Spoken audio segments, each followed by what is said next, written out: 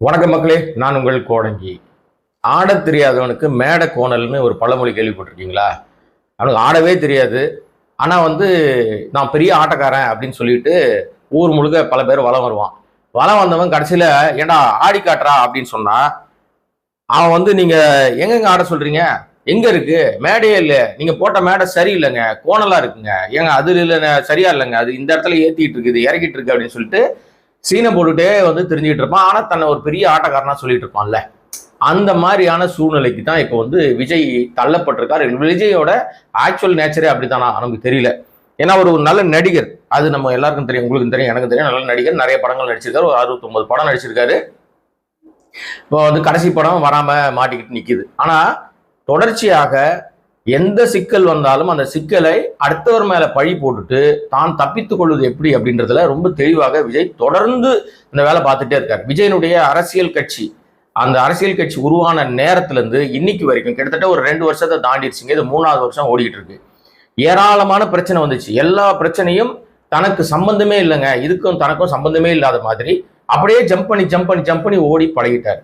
நீங்க மேஜர் பிரச்சனைனா கரூர் பிரச்சனையை சொல்லலாம். கரூர்ல ஒரு 41 பேர் செத்து போயிட்டாங்க. அதற்கு காரணம் முழுக்க இந்த தற்குறி விஜயனுடைய தாமதமான வருகை தான். இதுல எந்த விதமான மாற்று கருத்துக்கு இடமே கிடையாது. சொன்ன நேரத்துக்கு வந்திருந்தாங்கன்னா 41 பேர் உயிரோடு இருந்திருப்பாங்க. இவன் காவு வாங்குறதுக்காகவே நேரத்தை லேட்டா செட் பண்ணி கூட்டு அந்த மாதிரி தாமதமான டைமுக்கு 41 பேரை சாவடிச்சிருக்கான்றது தான் இன்னைக்கு சிபிஐ வழக்காக விசாரணையில இருக்கு. எந்த நேரத்தில் வேணாலும் விஜய்க்கு ஆப்பாக முடியும். தேர்தல் முடிவுகள் வேற மாதிரி அமைஞ்சுது, இந்த கும்பல், இந்த தற்கொலை கும்பல் எங்க எல்லா இடத்துலையும் டெபாசிட் வாங்குச்சுன்னா அடுத்து இவன் போற இடம் ஜெயில் தான், சிறை தண்டனை தான் கிடைக்கும் விஜய்க்கு. அதுல இருந்து தன்னை தப்பிச்சு கொள்றதுக்காக தான் பல உருட்டிக்கிட்டு பிரட்டிக்கிட்டு அதை பண்றேன், நான் நேர்மையா இருக்கேன், நான் சரியா இருக்கேன், எனக்கு யாருமே எனக்கு எல்லாருமே எனக்கு எதிராக இருக்காங்க, எனக்காக மட்டுமே சதி பண்றாங்க, எனக்கு மட்டுமே பிரச்சனை பண்றாங்க, எல்லாமே எனக்காக எதிராகவே நடக்கிற மாதிரியே தோணுது அப்படின்னு சொல்லி அங்கேயும் இங்கேயும் சுத்திக்கிட்டே திரிகிறான். ஏதோ பண்ணிக்கிட்டு போறான். ரைட்டு, தேர்தல் தேதி அறிவிச்ச உடனே இந்த இவன் கூடவே ஒருத்தன் சுத்திட்டு இருக்கான். ஒருத்தன் அந்த அமாவாசையை 428 யாருன்னா அந்த நம்ம ஆதவ். இவன் என்ன சொன்னான்னா, தேர்தல் தேதி மட்டும் வரட்டும், எங்க அண்ணன் களத்துல இறங்கி ரோடா போகும்போதுதான் நீங்க செத்திங்கடா நீங்க அப்படின்னு சொல்லி முன்னாடியே வாக்குமூலம் கொடுத்துட்டான். உண்மையிலே அதுதான். விஜய் எப்பெல்லாம் ரோட்டுக்கு வராரோ, அவர் வீட்டுல இருந்து கிளம்பி வண்டியில வெளியில வந்தாருனாவே அங்க பல பேர் சாவு நிச்சயம்ன்றத இவன் ஓப்பன் ஸ்டேட்மெண்ட் கொடுத்துருக்கான் இந்த ஆதவ்.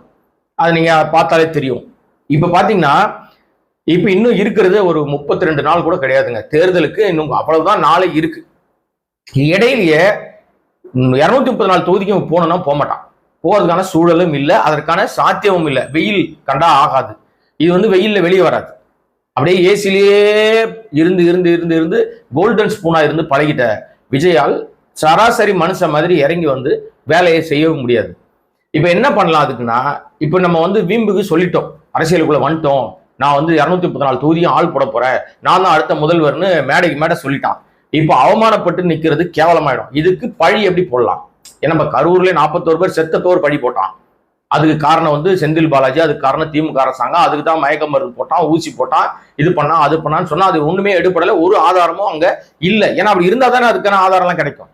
இந்த பன்னாட கட்டி அமைச்ச கான்ஸ்பிரசி தியரி, அதுக்கப்புறம் எல்லா ஊர்லயும் எங்க போனாலும் அங்க ஒருத்தர் செத்து போறாரு, 5 பேர் செத்து போறாங்க, இப்படியே தொடர்ந்து தொடர்கதையா நடக்குது. சமீபத்துல தஞ்சாவூர்ல ஒரு பையன் விக்னேஷ்னு, அவன் பால் வியாபாரியோட மகன், அவன் செத்து போயிட்டான். ஒரு இரங்கல் கூட இந்த நாய் தெரிவிக்கவே இல்லை. அப்படி என்ன பண்றது?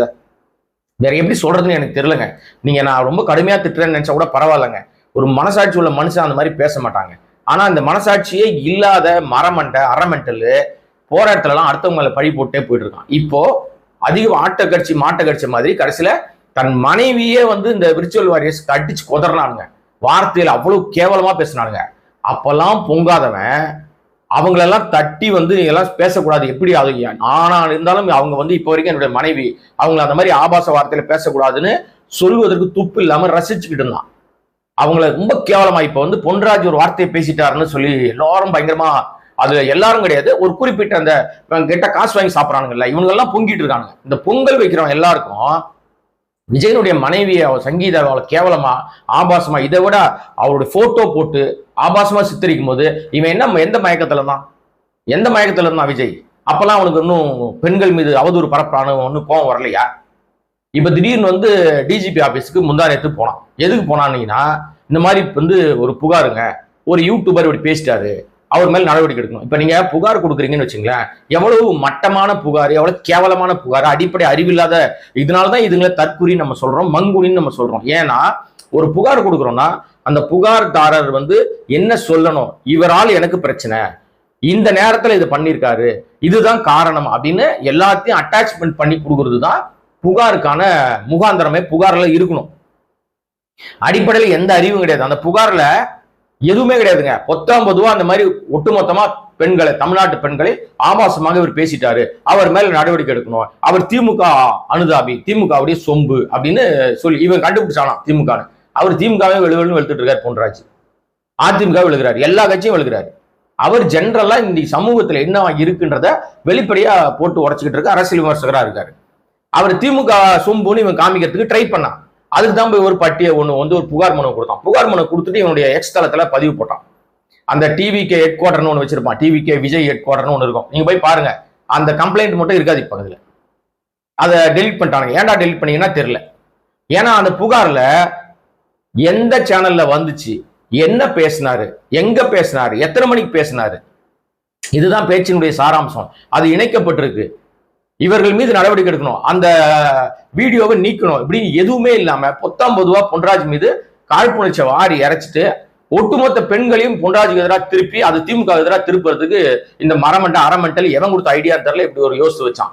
அது செல்லுபடி ஆகல, செல்பெடுக்கலன்னு சொன்ன உடனே ஆஹா நம்ம போட்ட திட்டம் வந்து பனால் ஆகி போச்சு, இது தெரிஞ்சு போச்சு, நம்ம டிராமா வந்து வெளிச்சத்துக்கு வந்துருச்சு, என்ன பண்றது தெரியலையேன்னு சொல்லி சத்தமே இல்லாம அந்த மனுவை மட்டும் டெலிட் பண்ணிட்டாங்க.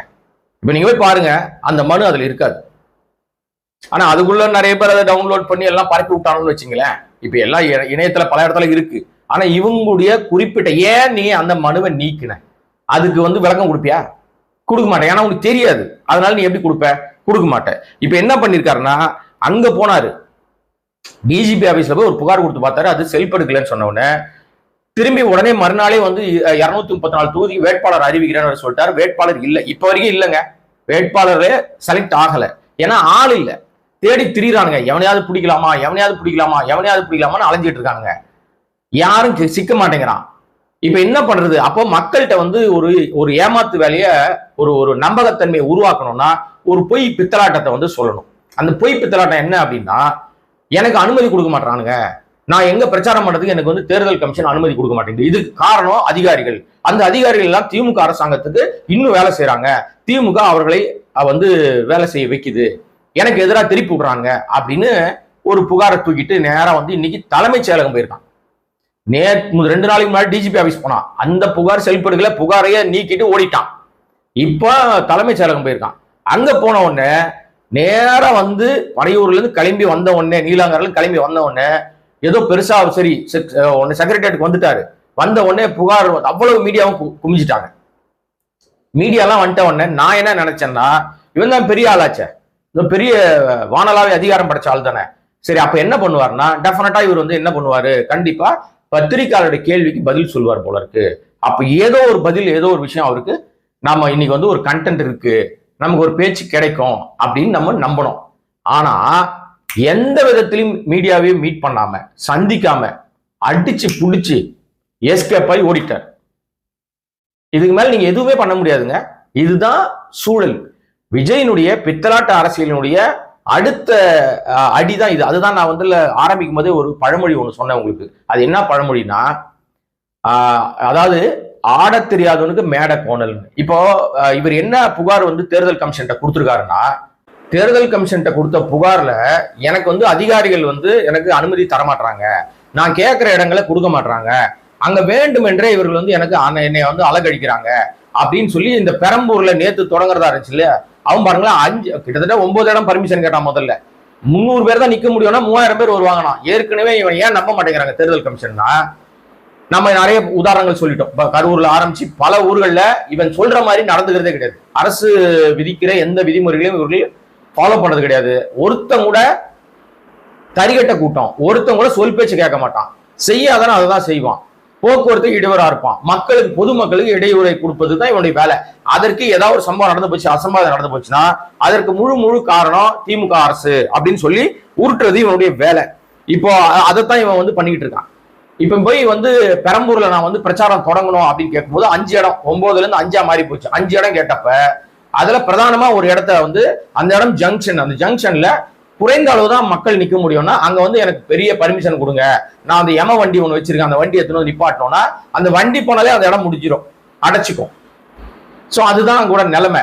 அதனால தேர்தல் கமிஷன் என்ன பண்ணிச்சுன்னா உனக்கு அனுமதி எல்லாம் தர முடியாது, நீ 5 இடம் கேட்ட ஒரு இடத்துல கொடுக்க முடியாது, 4 இடத்துல ஒன்னா தர, நீ போய் பண்ணிக்கோ அப்படின்னு சொன்னாங்க.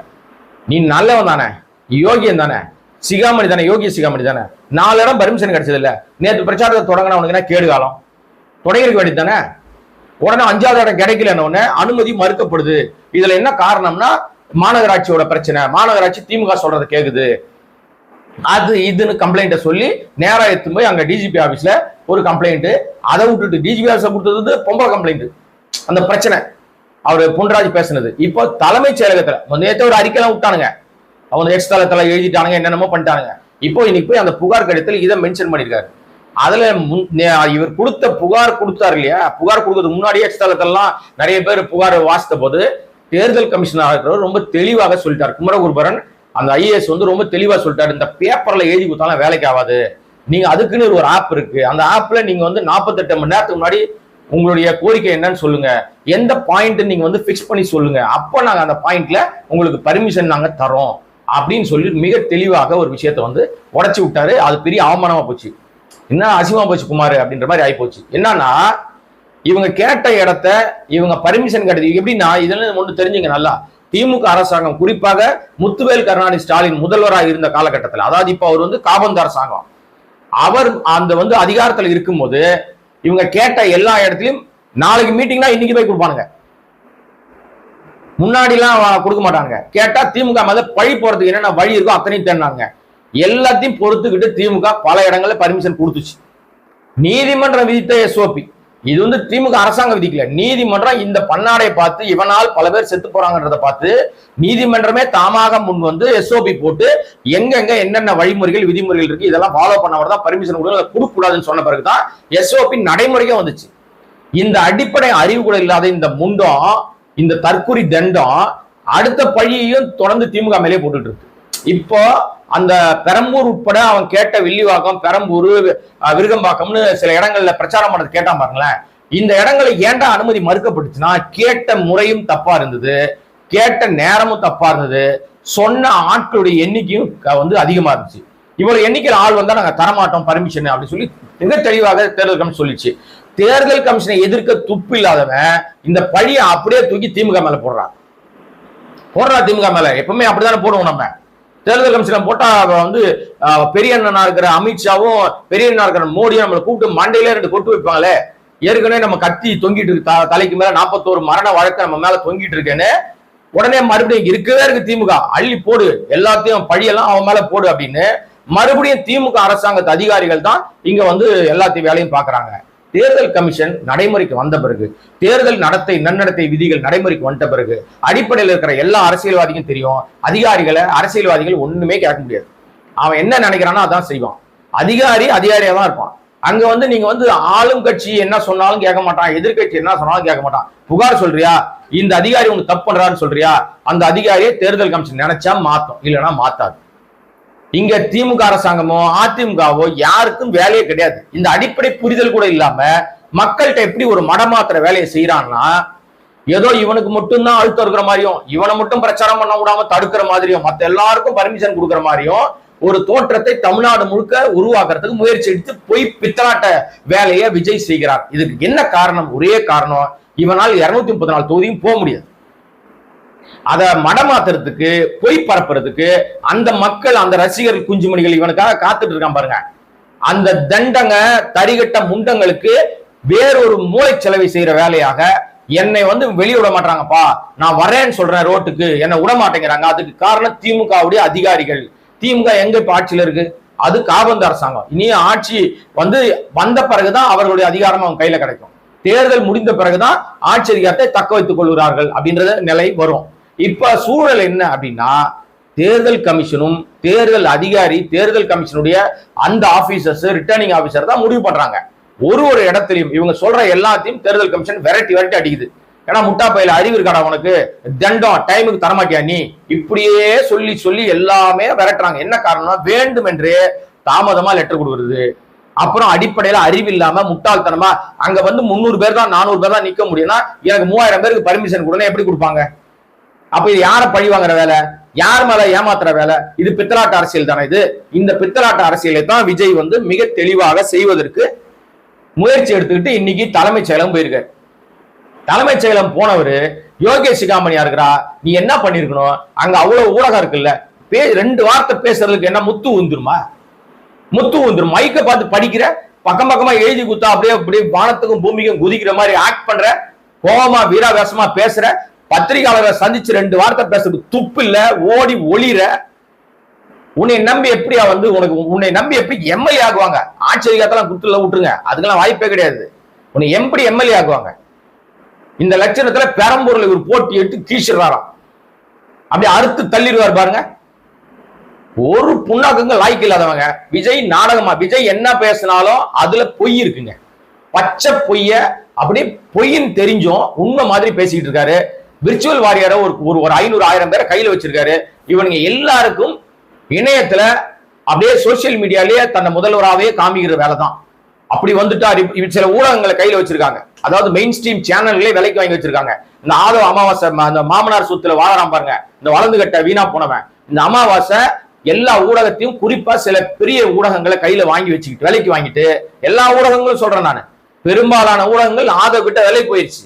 அவனுங்க என்ன அந்த போடுற தம்ப்நெயில் எல்லாம் பாத்தீங்கன்னா ஏதோ அப்படியே வானத்துல குதிச்சுட்டாராம், பறந்துட்டாராம், தலைமைச் செயலம் விரைந்தார், அதை புடுங்கினாரு, கட்டினாரு, நட்டாரு, புடுங்கினாரு, ஒண்ணுமே செஞ்சது இல்லைங்க. இவன் போடுற தம்ப்நெயிலுக்கும் உள்ளகிற விஷயத்துக்கும் ஒண்ணுமே இருக்காது. இவ்வளவு நடந்துருச்சே. சூடு சொன்ன நம்மளும் டெய்லி கழுவி தான் ஊத்துறோம், ஆனா கொஞ்சம் கூட சூடு சொன்னே இல்லாத விஜய் ஒரு இடத்துல கூட மீடியாவை சந்திப்பதற்கு துப்பே கிடையாது. இவன் சொல்றான் அவரை வருவாரா, இவரு பேசுவாரா, இந்த கூடையாறுல சுத்திட்டு இருக்கிற செவ்வாழையா இருக்கிறான இந்த ஆதவ் பேச வேண்டியதானே, சொல்லிக் கொடுக்க வேண்டியதானே. இன்னைக்கு தலைமை செயலகம் போகும்போது ஆதவ காணோம், அவன் எங்க இருக்கானே தெரியல. செங்கோட்டையன் கூட்டு போயிருக்காரு, கூட ஜெகதீஷ், அவர் பெரிய அரசியல் அப்படியே நிபுணத்துவம் பெற்றவர். அவன் ஒரு ரூட்னு ஒரு கம்பெனி வச்சுக்கிட்டு, அவர் 100 பேரை கையில வச்சுக்கிட்டு, அவங்கிட்ட அந்த நடிகையா இருந்தா அவனுடைய கட்டுப்பாட்டுல இருக்க நடிகைகள் அவங்ககிட்ட இருக்கிற வரைக்கும் அவன் நல்ல பொண்ணா வச்சுட்டு ரொம்ப அப்படியே சிறப்பாக பொண்ணு, அந்த பொண்ணு பிரமாதமா இருக்கு அப்படின்லாம் பேசிட்டு தெரியும். அவங்க கம்பெனி தப்பா இருக்கு, தப்பா தன்னை பயன்படுத்தலாம் தெரிஞ்சு அந்த பொண்ணு வெளியே போயிட்டானா அவளை பத்தி அவதூறு பரப்புறது இவனோட வேலையா போச்சு. இந்த பிரியங்கா மோகன் ஒரு நடிகை, அவனை கொஞ்ச நாள் அவங்க கட்டுப்பாட்டுல இருந்தா, அப்புறம் வெளியே போன உடனே அந்த பொண்ணை பத்தி அவ்வளவு அவதூறுகள் இந்த ரூட் மூலமா காசு வாங்கி மாசம் காசு வாங்கி சாப்பிடறானு பாருங்க. இந்த பன்னாட பரதேசிகள்லாம் இந்த மாதிரி வேலை பார்த்தாங்க. ஒரு பெண்ணை அவதூறு பரப்புறதுல தாவேகாக்கு நிகர் தாவேகா தான். இன்னும் கொஞ்ச நாள் ஆச்சு, இந்த வேட்பாளர் லிஸ்ட் மட்டும் வரட்டும். இவன் சொன்னா பாருங்க, டிவி கேக்கும் டிஎம்கேக்கு தான் போட்டி அப்படின்னு. கடைசியில டிவி கேக்கு தான் போட்டின்னு சொன்னல நானு. அது நடக்கும். எப்ப நடக்கும்னா வேட்பாளர் லிஸ்ட் வரும். இப்பவே வந்துருச்சு அந்த பிரச்சனை. இப்பவே பாண்டிச்சேரியில பிரச்சனை வந்துருச்சு, இன்னும் பல இடங்கள்ல பிரச்சனை வந்துருச்சு. வேட்பாளர் லிஸ்ட் அறிவிக்கிட்டோம், அப்ப பிரச்சனை வரும் பாருங்க. பெரிய பிரச்சனை, பிரளயம் வெடிக்கும். இவன் காசு கேட்டது, ஏன் கிட்டலாம் காசு கொடுத்து காவல் காத்தது, இன்னும் பல பேர். இந்த சரத்துன்னு ஏதோ ஒரு பன்னாடை ஒண்ணு இருக்கு, அது டிவிகேல இருக்குதான். அது ஒரு அந்த பன்னாடை இங்க பக்கத்துல, சென்னை பக்கத்துல ஏதோ ஒரு இருக்கான் போல இருக்கு. அவன் போட்டோ எடுக்க வைக்கிறேன்னு இளம்பெண்களை பாலியல் ரீதியா வந்து அபியூஸ் பண்ணிருக்கான். ஃப்ராடு நாய். அவனே இன்னொருத்தங்கிட்ட போன்ல பேசுறான், அந்த ஆடியோ வந்து வெளியில வந்திருக்கு. இவன் மேலாம் வந்து நடவடிக்கை எடுக்க துப்பு கிடையாது. ஏன்னா இவனே அப்படித்தானே, கொண்டாடிய விட்டுட்டு நடிகை பின்னாடி சுத்திரம் வந்தானுங்க அவன் தலைவன். அப்புறம் அவன் எப்படி இருப்பான்? தலைவன் எவ்வழியோ தொண்டர்களும் அதே மாதிரிதான் இருப்பானுங்க. இவன் தொண்டனாவே இல்லை முதல்ல. ஆக்சுவலா தொண்டனா இருக்கிறவன் கொஞ்சமாவது புரிதலோட இருப்பான். இவன் ரசிக குஞ்சுமணி. இவனுக்கு என்ன தெரியும்னா விஜயை பார்த்து கொண்டாட தெரியும், விஜயை பார்த்து விசிலடிக்க தெரியும், விஜய் பார்த்து ஆரவாரமா கத்த தெரியும். அவ்வளவுதான். வீட்டுக்கு போனா சோறு இருக்காது, இங்க உட்காந்துன்னு அமகலம் பண்ணிட்டு இருப்பான். வேலைக்கு போய் குடும்பத்தை பாருங்கடானா பார்க்க மாட்டாங்க, நெறிப்படுத்தவும் மாட்டான் இவன். அதுதான் பிரச்சனையே. இப்போ இந்த விஷயத்துல மிக தெளிவாக விஜய் வந்து ஒரு பொய் விஷயத்தை கட்டவிழ்த்து அதற்கான வேலையை மிக தெளிவாக இறங்கி செஞ்சுட்டு இருக்காரு. களத்துல இறங்கி பிரச்சாரம் பண்ணவே துப்பு இல்லை. இன்னும் இருக்க போறது 30 நாள் கூட கிடையாது. 234 தொகுதியிலே நீ வந்து அதிகபட்சம் ஒரு 6 தொகுதி கூட நீ போகவே இல்லை. 6 ஊருக்கு கூட நீ போல. அதுக்குள்ள 54 பேர் காலி பண்ணிட்ட. 54 உயிர்களை பலி வாங்கிய பலி நாயகனா நீ இருக்க. இப்ப உன்னை நீ வெளியில வரையினாவே பயப்படுறான் எல்லாரும். ஐயோ விஜய் இன்னைக்கு வெளியில வரானே, அதுவும் சனிக்கிழமை பார்த்து வெளியில வராரு, எத்தனை பேரை போட்டு தள்ள போறாரு தெரியலையே அப்படின்னு பதட்டம் உருவாக்கி. இது வரைக்கும் இந்திய அரசியல் இல்ல, உலக அரசியல்ல எங்கேயுமே ஒரு ஒரு அரசியல் கட்சி ஆரம்பிச்ச ஒரு ஆளு வீட்டை விட்டு வெளியில வந்தா அவனை பார்க்க வர எல்லாரையும் காலி பண்ணி சாவடிக்கிறது இவன் ஒரே ஒரு ஆள் மட்டும் தாங்க, வேற யாருமே கிடையாது, எங்கேயுமே நடந்ததே இல்லை. இதனால்தான் திரும்பி திரும்பி சொல்றோம், உனக்கு அரசியல் லாய்க்கு இல்ல, நீ ஒரு பயந்தாங்கொழி தொடநடுங்கி. ஆனா அடுத்தவங்க அதை பழி போட்டு தப்பிக்கிறதுல மட்டும் ரொம்ப தெளிவா இருப்ப. இப்ப நீ பெரம்பூர்ல போட்டியிட போறதா சொல்லிட்டு இருக்காங்க. இது வரைக்கும் அதிகாரப்பூர்வ அறிவிப்பு வரல. எனக்கு தெரிஞ்சு இப்போ சொல்றான், நான் எல்லா நாளையும் சொல்லிட்டு இருக்கிற விஷயம் தான், இவன் தேர்தலில் போட்டியிடவே மாட்டாங்க, பயந்து ஓடி ஒளிருவேன், போட்டியிடவே மாட்டான். அப்படி போட்டியிட்டா போட்டியிடுகிற எதிராக நிற்கிறவர் வந்து ஆர்டி சேகர்னு ஒருத்தர். அவர் வந்து ஏற்கனவே சிட்டிங் எம்எல்ஏவை 2 முறை பெரம்பூர்ல ஜெயிச்சிருக்காரு. பெரம்பூரை அவர் வந்து அவருடைய கட்டுப்பாட்டுல எல்லா மக்கள்கிட்டையும் நல்ல பெயரை வாங்கி வச்சிருக்காரு. மீண்டும் அவருக்கே தான் வாய்ப்பு கொடுத்திருக்காரு திமுக. திமுக வந்து ஒருவேளை அவர் வந்து இப்ப பெரம்பூரில் நிக்க போறாருன்னு எல்லா இடங்களிலும் பேசு பொருளாம் ஆச்சு. இவங்களே விர்ச்சுவல் வாரியர் மூலமாக பெரிய பிராபகண்டா பண்ணிட்டாங்க. ஏதோ பெரம்பூர்ல அவர் வந்து சொன்ன உடனே அந்த தொகுதி மக்கள் எல்லாம் அப்படியே விஜய் தான் ஆபத் பாந்தவன், விஜய் தான் வந்த உடனே நாங்கெல்லாம் ஓட்ட போட்டு கீழ்ச்சி குத்திடுவோம்னு சொன்ன மாதிரி பெரம்பூர்ன உடனே டம்மி வேட்பாளர் போட்டுருவோம், எவனா ஜெயிச்சுட்டு போறான், நம்மளால டஃப் கூட முடியாது, கூட்டணிக்கு ஒதுக்கிடுவோம் அப்படின்னு சொல்லி திமுக நினைக்கல. திமுக தானே தீய சக்தி, திமுக தானே எதிரின்னு சொன்ன, உனக்கு நேர் எதிரியாக களத்துல திமுக வந்திருக்கு. ஏதோ உன்னை கண்டு பயந்து நடுங்குது, அப்படியே ஒடுங்கி ஒளிஞ்சுக்கிட்டு இருக்கு அப்படின்னு ஊர் முழுக்க பேசிட்டு திரியிற இந்த அமாவாசை ஆதவா இருக்கட்டும், மற்ற சிடி நிர்மல்குமாரா இருக்கட்டும், இந்த யாரு மரகரண்ட மோகனா இருக்கட்டும், ஏன்னா லூஸ் மோகனை நான் சொல்ல மாட்டேன், நல்ல நடிகர், அதனால அவர் பேரை இவனுக்கு யூஸ் பண்ணக்கூடாது, இது ஒரு தண்டம், இது ஒரு மரமண்டை, இவனா இருக்கட்டும், அங்க இருக்கிற ஓலா மணியா இருக்கட்டும், எல்லாருக்கும் வந்து தான் அப்படியே வந்து விஜய் ஏதோ ஆபத் பாந்தவன் நேரா இறங்கி பூச்சி ஆட்சியை பூச்சி அப்படியே கீஷ்ட மாதிரி தான் இவங்களுடைய பேச்செல்லாம் இருந்தது. இப்ப திமுக பயந்துது நடுங்குது அப்படின்னு சொன்னாங்களே, திமுக உண்மையிலேயே பயந்து இருந்தா நீ பெரம்பூர்ல நிக்கிறேன்னு சொன்ன உடனே கூட்டணி கட்சிகளுக்கு ஒதுக்கியிருப்பாங்க அந்த தொகுதியை. யோசிச்சு பாருங்களேன். அடிப்படையில இப்ப நான் சொல்ல வர விஷயம் உங்களுக்கு தெளிவாக புரியறதுக்காக சொல்றேன். ஒருவேளை விஜயை பார்த்து திமுக பயந்து நடுங்கி விட்டால் என்ன பண்ணிருப்பாங்கன்னா, அதை அழகாக கூட்டணி கட்சி, யாரோ ஒரு கூட்டணி கட்சி, காங்கிரஸ்க்கோ தேமுதிகக்கோ பிசிகாக்கோ கம்யூனிஸ்ட் கட்சிகளுக்கோ அல்லது ஏதோ கூட்டணியில் இருக்க யாரோ ஒருத்தர் கொடுத்து, நம்ம அந்த தொகுதி இல்லப்பா, நாங்க வரலப்பா, நாங்க வந்து வேற ஒரு இடத்துல இருக்கோம்பா, நீங்க ஜெயிச்சா ஜெயிச்சிங்க, தோத்தா தோத்துங்க, நம்மளெல்லாம் ஸ்டார் கேண்டிடேட்டோட மோத முடியாது அப்படின்னு சொல்லி பின்வாங்கி ஓடி இருப்பாங்க. ஆனா அங்க நிக்கிறது யார் தெரியுமா? புதுமுகம் இல்ல. அந்த எம்எல்ஏ சரியாக தன் தொகுதியை தக்க வைக்காமல் இருந்திருந்தால், அந்த தொகுதியை சரியாக பயன்படுத்தாம இருந்திருந்தா, தொகுதி மக்களுக்கு நல்லது செய்யாம இருந்திருந்தா, எப்படி இருந்தாலும் ஒரு எம்எல்ஏ இப்ப நிறைய பேரை கிட்டத்தட்ட ஒரு 60 பேரை மாத்திட்டாங்க. கடந்த முறை நின்னவங்களுக்கு சீட் இல்ல பல இடங்கள்ல. திமுக இப்போ வந்து வேட்பாளர் லிஸ்ட் அறிவிச்சிட்டாங்க, தனி நான் வேற ஒரு வீடியோ போடுறேன், அதுல பல பேருக்கு வாய்ப்பு இல்லை. அப்ப அந்த சேகர் அவர் வந்து சிட்டிங் எம்எல்ஏ 2 முறை இருந்திருக்காரு, மீண்டும் 3வது முறையா அவருக்கே சீட்டு கொடுக்குறாங்க. அப்ப பெரம்பூர் தொகுதி மக்களுடைய நன்மதிப்பை பெற்று இருந்தால் மட்டும்தான் இந்த முறை மீண்டும் அவருக்கு திமுக வாய்ப்பு அளிச்சிருக்கும். இப்ப மீண்டும் வாய்ப்பு அளிச்சிருக்குன்னா என்ன அர்த்தம்? அடிப்படையில புரிதல் இருக்கா? அப்ப நம்ம விஜயை எதிர்க்கிற விஜய் என்கிற இந்த தற்குறிய ஈஸியா லெப்ட் ஹேண்ட்ல டீல் பண்ண ஒரே ஆள் வந்து சேகர் தான். ஏற்கனவே மக்கள்கிட்ட பரிச்சயமானவர், நல்ல பேரை எடுத்திருக்காரு, இதுவரைக்கும் எந்த குற்றச்சாட்டுலையும் சிக்கல, அவருக்கு அங்க தொகுதி மக்கள்கிட்ட நல்ல பேர் இருக்கு. அந்த அடிப்படையில் அவருக்கு மீண்டும் நாம வந்து வாய்ப்பு வழங்குவோம் அப்படின்னு சொல்லி தானே வாய்ப்பு கொடுத்துருக்காங்க. நீங்க அப்படித்தானே புரிஞ்சுக்க முடியும் அதை. இப்ப அதை விட்டுட்டு இவங்க என்ன பண்றாங்கன்னா, இதெல்லாம் வந்து எல்லா அரசியல் கட்சியும் தெளிவா செஞ்சுட்டு இருக்கிற விஷயங்க. அதை விட்டுட்டு இப்ப என்ன பண்றாங்கன்னா, மக்கள்கிட்ட வந்து ஒரு பொய்யான ஒரு பித்தலாட்ட வேலையை வந்து செய்வதற்கு விஜய் முயற்சி எடுக்கிறார். தொடர்ச்சியாக எடுக்கிற முயற்சி அதுதான். நல்லா எடுத்து பாருங்க, விஜய் பெரும்பாலும் பல தொகுதிகளுக்கு வரமாட்டார், எழுதி வச்சுங்க. பல ஊர்களை அவர் வந்து தொடவே மாட்டார், வீடியோ மூலமாக பிரச்சாரம் பண்ணுவார். அதை செய்வதற்கு வாய்ப்பு இருக்கு. ஏன்னா இவங்களுக்கு பூரா சோசியல் மீடியால பேசியே பழகிட்டாங்க, அதுதான் செய்வார். அப்படியே பிரச்சாரம்னு வந்தாலும் ஒரு சில இடங்கள்ல வந்துட்டு வந்து பிரச்சாரம் பண்ண வந்தேன், எனக்கு வந்து அனுமதி கொடுக்கல, மக்களே பாரீர் மக்களே திமுக அரசாங்கத்துடைய சதி அப்படின்னு தேர்தல் கமிஷனை தொடாமல் மீண்டும் திமுக மேல பழி போட்டுட்டு தப்பிக்க தான் பார்ப்பார்.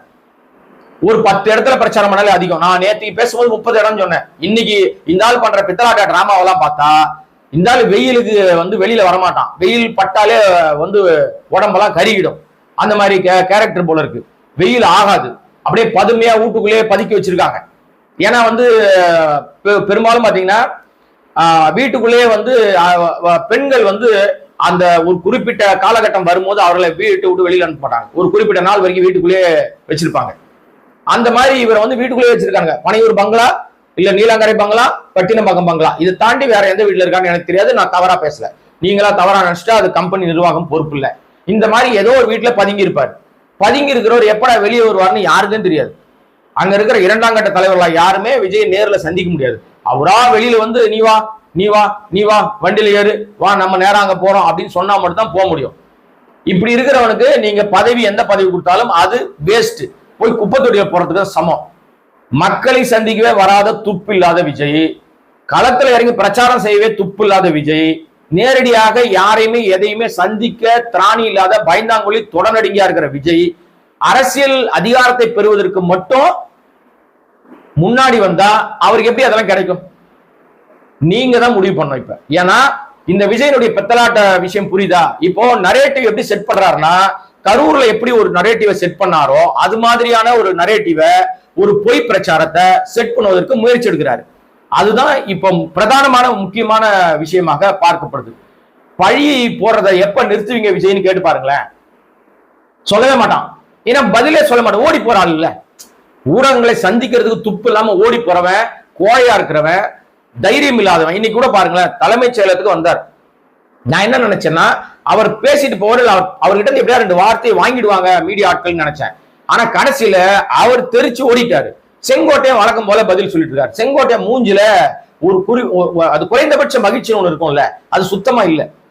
ரொம்ப ஜாலியா இருந்த மனுஷன், அவ்வளவு பெரிய ஆளுமைகளோட பயணப்பட்ட மனுஷன். இந்த தற்குறி தரிகட்ட கூட்டத்தோட வந்து சேர்ந்துட்டமே தலையெழுத்தேன்னு சொல்லிட்டு ஏதோ ஒரு விஷயத்த சொல்லிட்டு இருக்காரு. அவருக்கும் ஒரு முழு திருப்தி இல்லாம இருக்காரு. ஏன்னா அவர் செய்கிற, அவர் நினைக்கிற விஷயங்களை விஜய் கிட்ட வேலையும் வாங்க முடியல, விஜய் கிட்ட சொல்லவும் முடியல. அதுதான் அவரோட நிலைமை. இப்ப அவருக்கு தொகுதி அறிவிச்சிட்டாங்கன்னா அவர் ஏன் இந்த பக்கம் வர போறாரு? அவர் போய் கோபிச்செட்டிப்பாளையத்தில் உட்காந்துப்பாரு. டெபாசிட் வாங்க மாட்டார் நம்ம செங்கோட்டையன், அது வேற விஷயம். இப்ப இதுதான் கள சூழலுங்க. அதனால விஜயனுடைய அந்த விஷயங்கள், இப்ப சொல்ற விஷயம் எல்லாம் பூரா பொய், எதுலையுமே உண்மை இல்லை. அனுமதி தரமாட்டேங்கிறாங்கன்னு சொல்றது பித்தலாட்டம். முறையாக அனுமதி முறையான இடத்துல முறையான நேரத்துல கேட்டா எல்லாருக்கும் அனுமதி கிடைக்கும். ஏதோ விஜய்க்கு மட்டும் கொடுக்க மாட்டேங்கிறாங்கன்னு சொல்றது விஜய் ஏற்படுத்துகிற மாய பிம்பம். பொய் சொல்லியே பொழப்பு நடத்திக்கிட்டு இருக்கிறவன் இப்படிதான் பேசுவான். அதை நீங்க புரிஞ்சுக்கிறதுனாலதான் இந்த வீடியோ, மற்றபடி வேறு விஷயங்கள் இல்லை. இன்னும் பல விஷயங்கள் தொடர்ச்சியாக இந்த கண்டென்ட் மகாபிரபு கண்டென்ட் கொடுத்துனே இருப்பார். அப்ப நம்ம தொடர்ந்து வந்து தொடர்ந்து விஜயனுடைய செயல்பாடுகளை விமர்சித்து கொண்டேதான் இருப்போம். என்னைக்கு நேர்மையான அரசியலை விஜய் செய்கிறாரோ அன்றைக்கு நாமும் விஜய்க்கு நேர்மையான பதிலை சொல்லுவோம். அதுவரை இந்த வீடியோவை சப்ஸ்கிரைப் பண்ணாம பார்த்துட்டு இருக்க அன்பு நண்பர்கள் சப்ஸ்கிரைப் பண்ணீங்கன்னா நம்முடைய சேனலுடைய வளர்ச்சிக்கும் உங்களுக்கு நிறைய விஷயம் பேசுறதுக்கு வாய்ப்பாக அமையும். நன்றி, வணக்கம்.